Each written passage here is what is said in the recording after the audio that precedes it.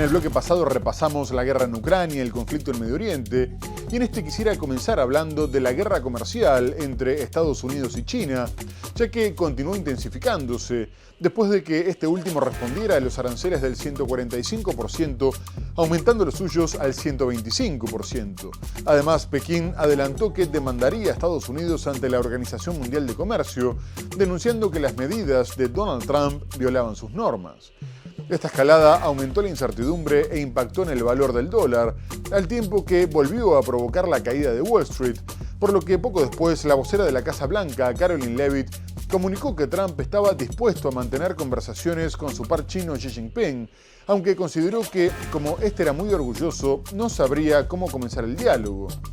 No obstante, Pekín ya dio este paso y le pidió a Washington alcanzar un acuerdo a medio camino para acabar con la guerra comercial, pero exigió que el diálogo fuera respetuoso.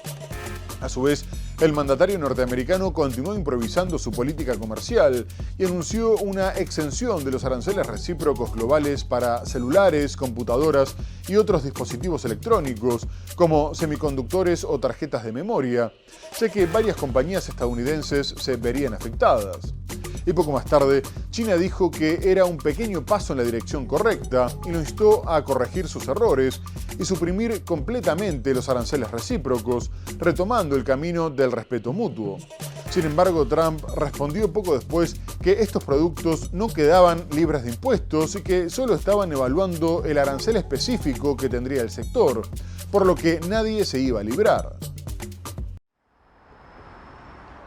China anunció que subirá los aranceles a los productos de Estados Unidos al 125%. Así lo afirmó la Comisión Arancelaria del Consejo de Estado de Pekín en un comunicado, añadiendo que el nuevo gravamen entrará en vigor el sábado.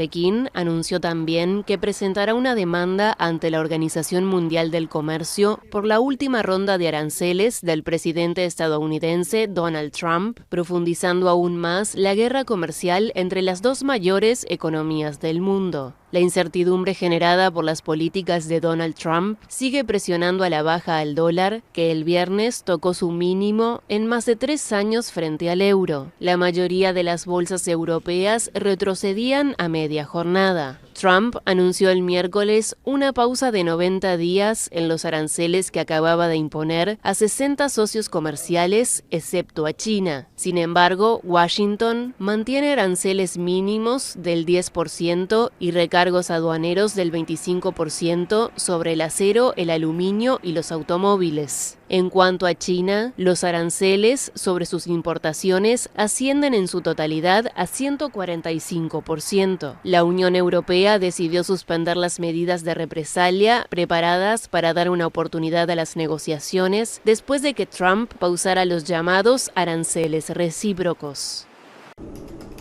La administración del presidente estadounidense Donald Trump ha anunciado que los teléfonos móviles inteligentes y los ordenadores han quedado excluidos de los aranceles recíprocos globales. La exención también se aplica a los aranceles del 145% impuestos a las importaciones chinas.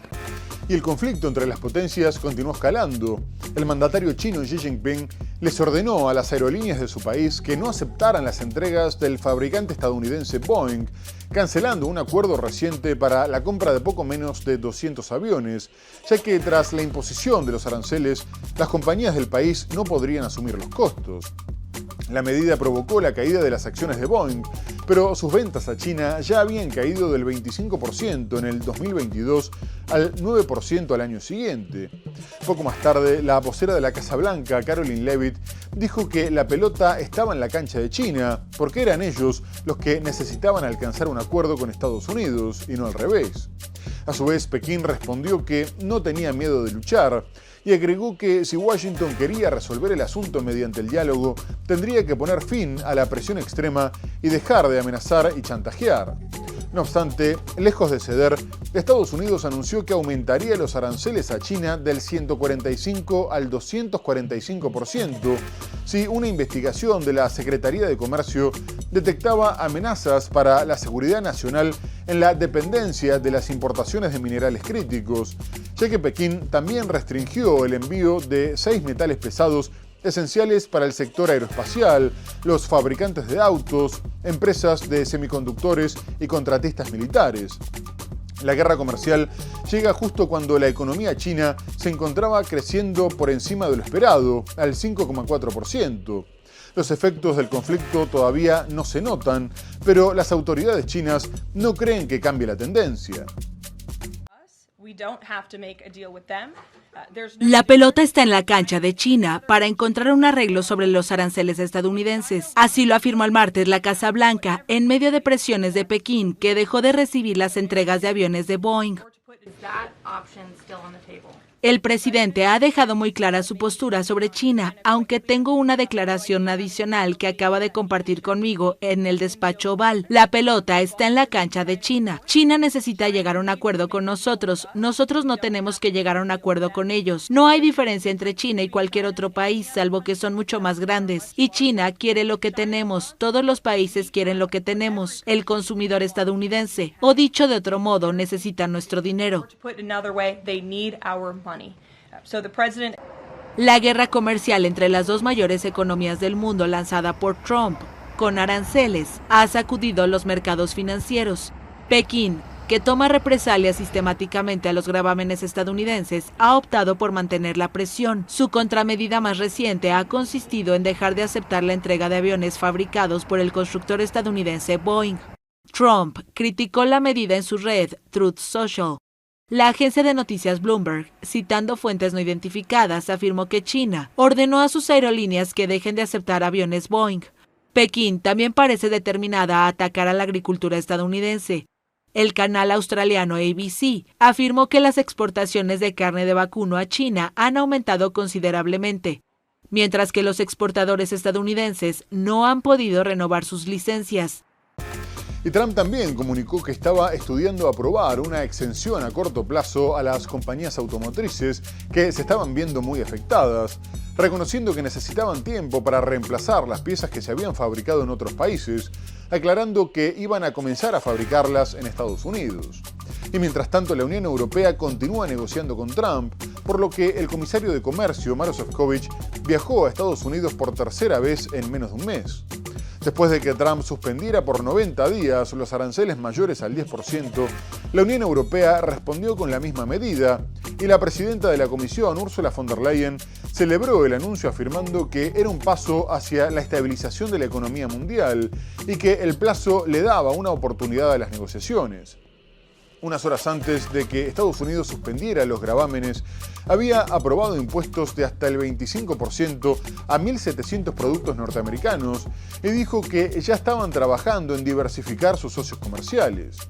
Y quien también está buscando alianzas comerciales es el mandatario chino Xi Jinping, que emprendió una gira por el sudeste asiático que lo llevó a Vietnam, Camboya y Malasia, tres de los países más castigados por los aranceles de Trump, en un intento de presentarse como una alternativa fiable.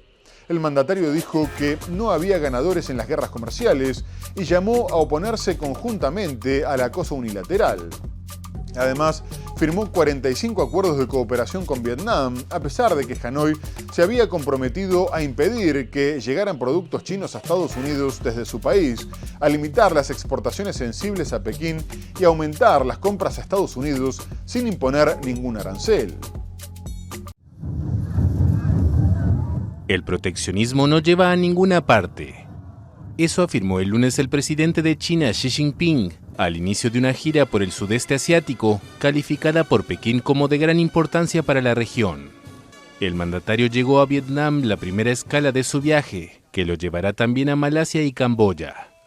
En un artículo publicado por el diario vietnamita Nhan Dan, citado por la agencia china Xinhua, Xi opinó que ambos países deben resguardar decididamente el sistema comercial multilateral, la estabilidad de las cadenas mundiales industriales y de suministros y un entorno internacional abierto y de cooperación.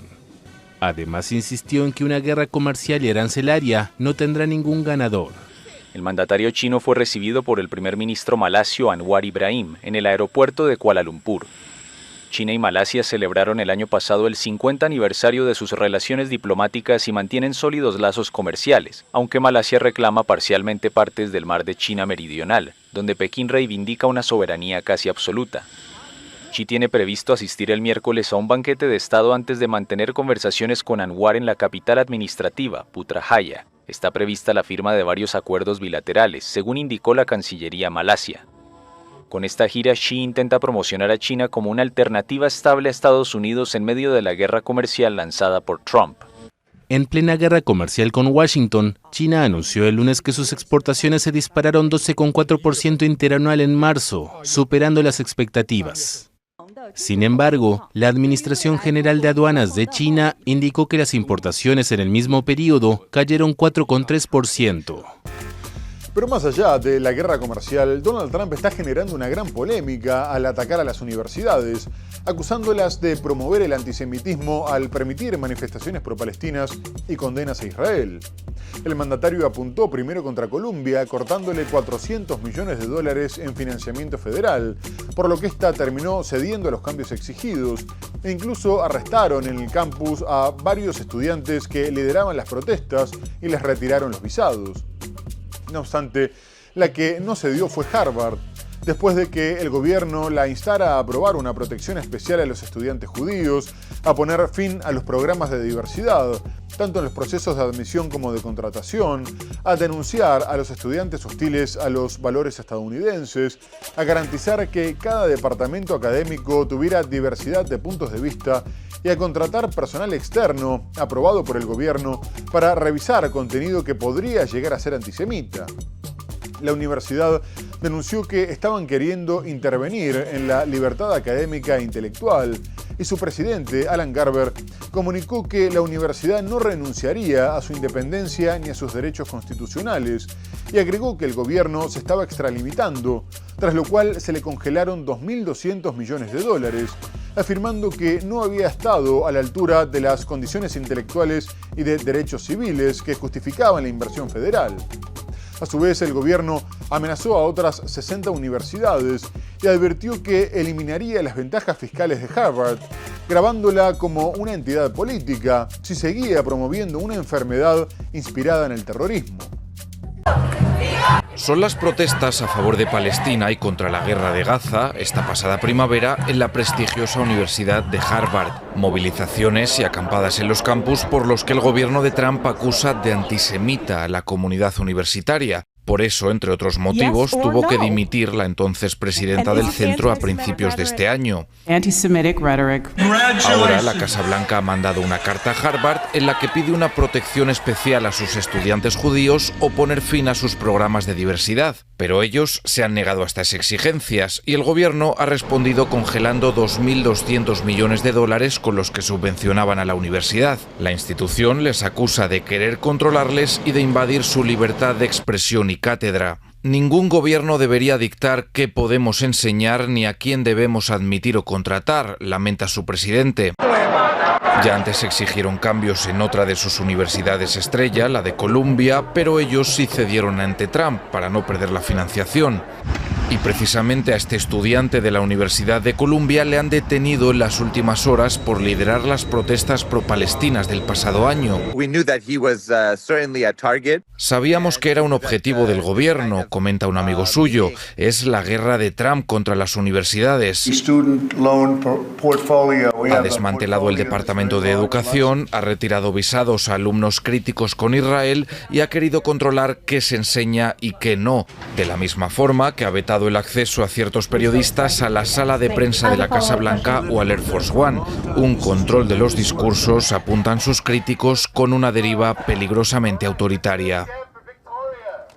Donald Trump quiere la colaboración de las universidades en la persecución de los estudiantes que critiquen a Israel, pero ya comenzó sin ellas al iniciar el proceso de deportación de uno de los líderes pro-palestinos recién graduado de la Universidad de Columbia. Mahmoud Khalil es un joven nacido en Siria, pero de padres palestinos, y si bien residía legalmente, fue arrestado por la policía migratoria, acusado de estar alineado con Hamas, a pesar de que el gobierno no demostró ningún vínculo. A su vez, los agentes también amenazaron con arrestar a su esposa estadounidense, embarazada de 8 meses. Trump había celebrado el arresto, prometiendo que sería el primero de muchos otros contra activistas antisemitas que apoyaban al terrorismo. No obstante, la decisión sobre su deportación tenía que pasar por la justicia y una jueza federal de Luisiana consideró que no tenía autoridad para cuestionar la orden del secretario de Estado Marco Rubio, que asegura que si se le permitiera quedarse en el país, afectaría la política exterior de Estados Unidos. A su vez, la jueza le dio a Khalil hasta el 23 de abril para que apelara el fallo y de lo contrario ordenaría su deportación a Siria o Argelia, mientras varias organizaciones denunciaron el ataque a las libertades públicas, al derecho al disenso y a la libertad de expresión, destacando que solo protestaba contra la guerra. Pero como prometió Trump, este caso no sería el único, y unas horas después del fallo, los agentes migratorios detuvieron a Mohsen Magdawi, un estudiante palestino de la misma universidad y que también tenía residencia permanente. Posteriormente, su abogada dijo que solo lo castigaban por contar las atrocidades que había vivido en Palestina. Mahmoud Khalil, un líder de protestas estudiantiles pro-palestinas detenido por el gobierno de Donald Trump, puede ser deportado. Así lo dictaminó el viernes el juez adjunto de inmigración Jamie Comins. Afirmó que el gobierno cumplió con su obligación de demostrar que tenía motivos para deportar a Khalil, según una declaración de su abogado. Los partidarios denunciaron la medida como un intento de silenciar las críticas a la ocupación palestina en una conferencia de prensa celebrada tras el fallo en Jena, Luisiana. Hoy un juez de inmigración dictaminó que Mahmoud puede ser deportado de este país, a pesar de que el gobierno no logró demostrar que Mahmoud quebrantó alguna ley. El tribunal ha decidido que los residentes permanentes legales pueden tener su estatus revocado por la defensa de Palestina. Esta es una violación flagrante de la primera enmienda y un precedente peligroso para cualquiera que crea en la libertad de expresión y la expresión política. El juez Comins había ordenado al gobierno que explicara detalladamente su caso contra Khalil. El secretario de Estado estadounidense Marco Rubio insistió en que el activismo de Khalil podría perjudicar la política exterior de Washington. Sin embargo, se negó a argumentar formalmente que el estudiante palestino nacido en Argelia estuviera alineado con Hamas, como informaron funcionarios a la prensa. El presidente estadounidense Donald Trump acusa a este movimiento estudiantil de antisemitismo. Defensores de las libertades fundamentales consideran que su detención y la de otros estudiantes atentan contra la libertad de expresión. En otro orden, Donald Trump recibió en la Casa Blanca a su par salvadoreño, Nayib Bukele, su principal aliado regional, sobre todo en cuestiones migratorias, ya que aceptó que el presidente norteamericano enviara presos a la mayor cárcel de su país. Y los mandatarios generaron polémica al negarse a cumplir con la orden de la Corte Suprema de Estados Unidos, que pidió facilitar la repatriación de Kilmer Ábrego García, un salvadoreño de 29 años que vivía en Estados Unidos en calidad de refugiado, ya que un juez había prohibido su deportación por considerar que su vida correría peligro en su país. Y sin embargo, la administración de Trump lo expulsó en los primeros vuelos.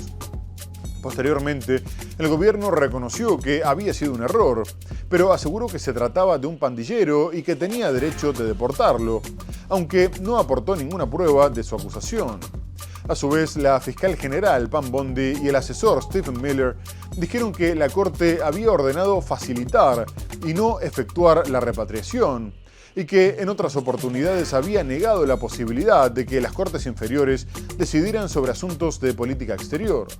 De cualquier forma, Bukele afirmó que no pensaba enviar a Estados Unidos a un terrorista, y Trump aprovechó para reiterar su intención de también enviar a El Salvador a criminales estadounidenses, afirmando que algunos eran tan malos como los migrantes, aunque se advierte que violaría la Constitución.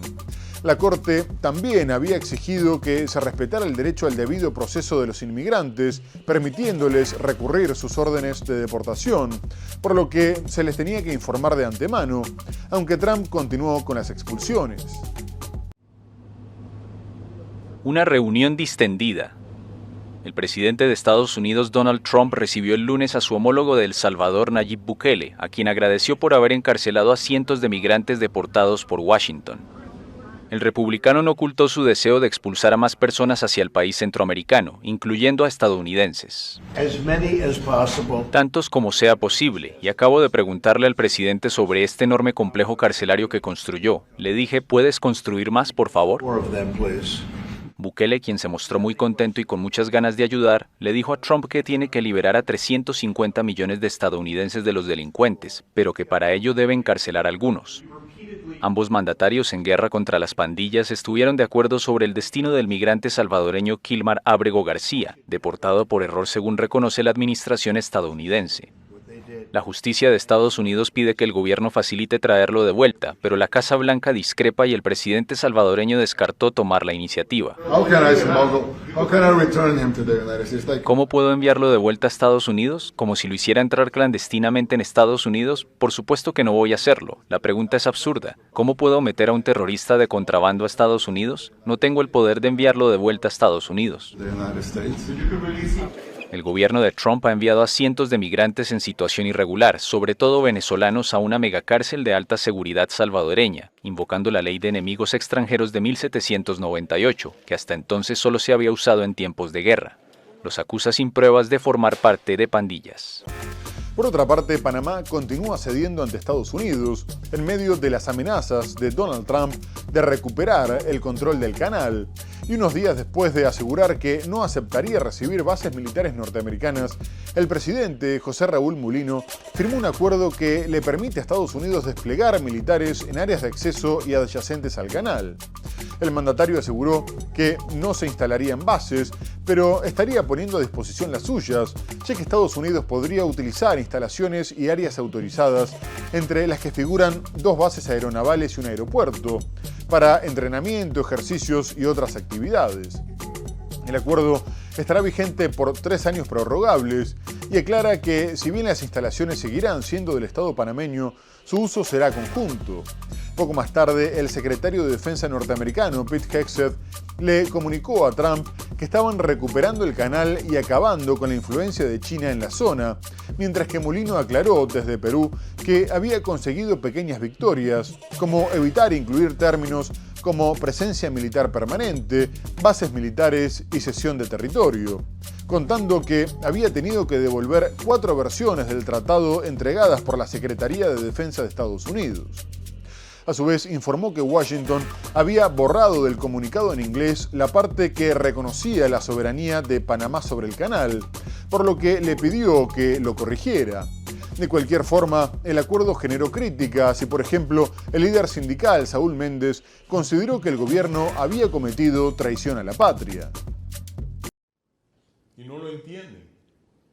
Las tropas de Estados Unidos podrán desplegarse en áreas de acceso y adyacentes al Canal de Panamá, según un acuerdo firmado entre ambos países, una sensible concesión al presidente Donald Trump, empecinado en retomar el control de la estratégica vía interoceánica. El gobierno panameño descarta que sean bases militares, un asunto delicado en Panamá, pues evoca la época en que Estados Unidos tenía un enclave con tropas, antes de entregar el canal a los panameños en diciembre de 1999.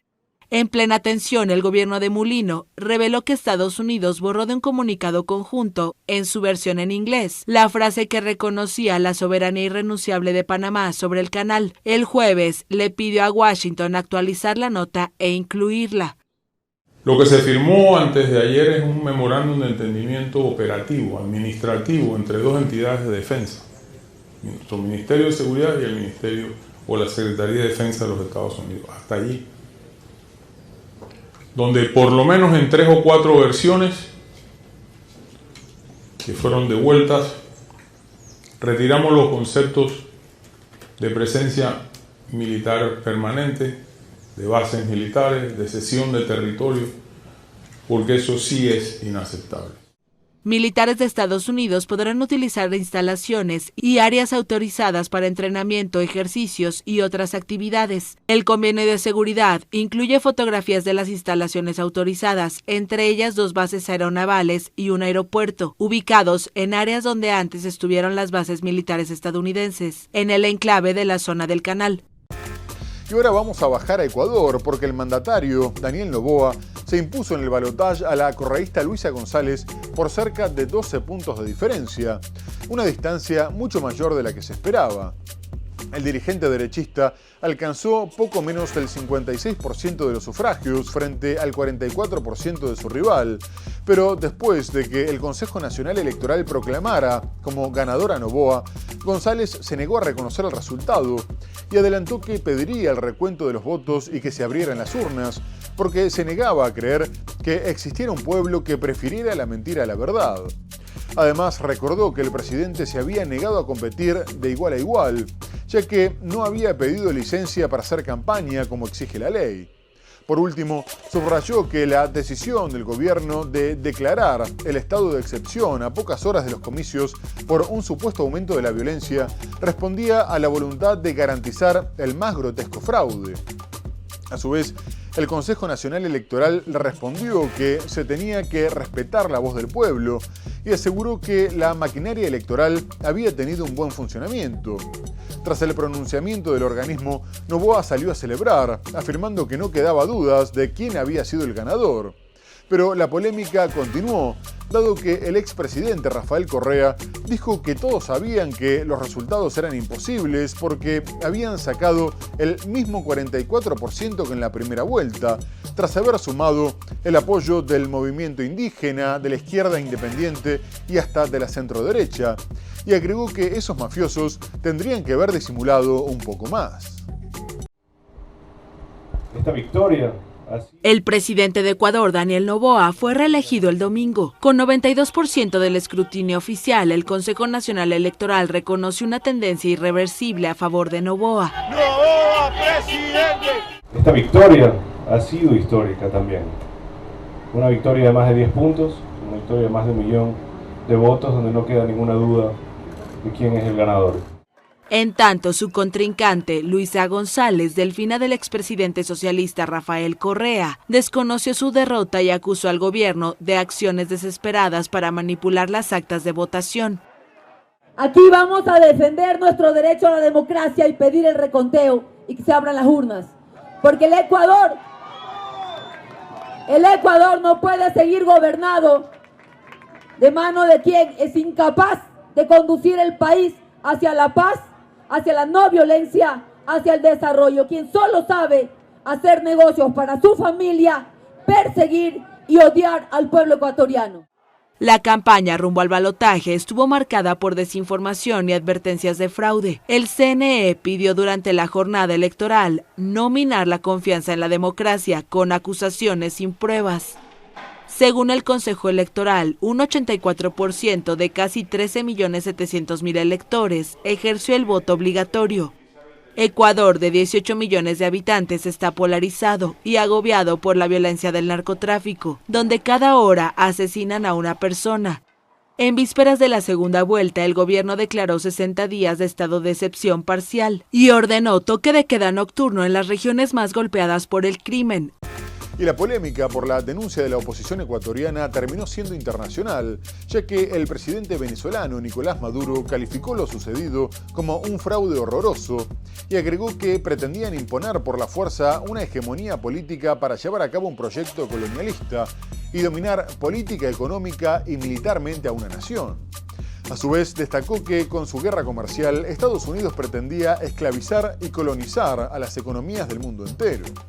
Poco más tarde, el Consejo Nacional Electoral respondió que si Maduro declaraba que hubo fraude, significaba que estaban haciendo bien las cosas y agregó que lo grave hubiera sido que los felicitara. A su vez, la mandataria mexicana Claudia Sheinbaum evitó reconocer el triunfo de Noboa y comunicó que, como la candidata de la oposición no reconocía el resultado, prefería esperar al conteo final. México rompió sus relaciones diplomáticas después de que Ecuador invadiera su embajada en Quito para arrestar al ex vicepresidente Jorge Glass, que se encontraba en calidad de asilado.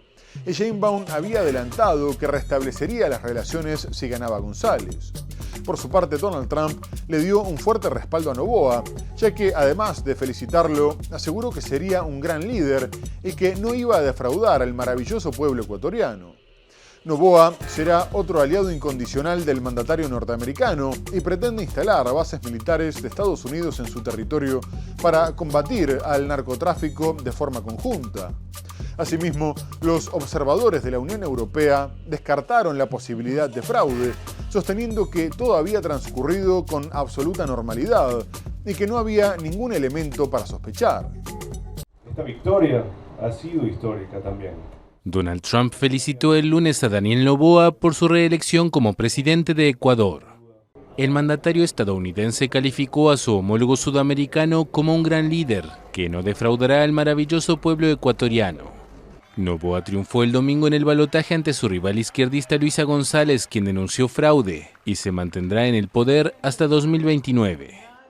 El presidente, que prometió seguir combatiendo con mano dura a los cárteles que desangran al país, pidió a Trump apoyo militar en la lucha contra el narcotráfico durante un encuentro entre ambos hace 2 semanas. Según Noboa, su par estadounidense dijo que va a revisar la solicitud de Ecuador de incluir en la lista de terroristas a las bandas locales con nexos internacionales. Recientemente, el mandatario ecuatoriano planteó al Congreso que se elimine de la Constitución la prohibición de establecer bases militares extranjeras. Pretenden imponer por la fuerza una hegemonía política, como han hecho en Ecuador, con un fraude horroroso, inauditable, para imponer un proyecto colonialista y dominar política y militarmente y económicamente a una nación independizada y libertada por Antonio José de Sucre y Simón Bolívar y Manuela Sáenz, nuestra hermana de Ecuador. Pretenden imponer una hegemonía militar, amenazando con bombardeo, con invasiones, como nunca antes se había visto, en muchos años, en muchas décadas. Y pretenden imponer una hegemonía chapucera en el campo cultural e ideológico. Luisa, la candidata, ya no reconoce el triunfo de Noboa. Entonces vamos a esperar. Muy bien amigos, se nos ha terminado el programa. Hemos hablado de la guerra en Ucrania, con el ataque ruso sobre Sumi, las reacciones internacionales, las negociaciones de paz. Abordamos otras cuestiones como el conflicto en Medio Oriente, la guerra comercial entre Estados Unidos y China, la victoria de Daniel Noboa en Ecuador. Pero lo tenemos que dejar hasta el próximo programa. Muchas gracias por habernos acompañado y hasta entonces.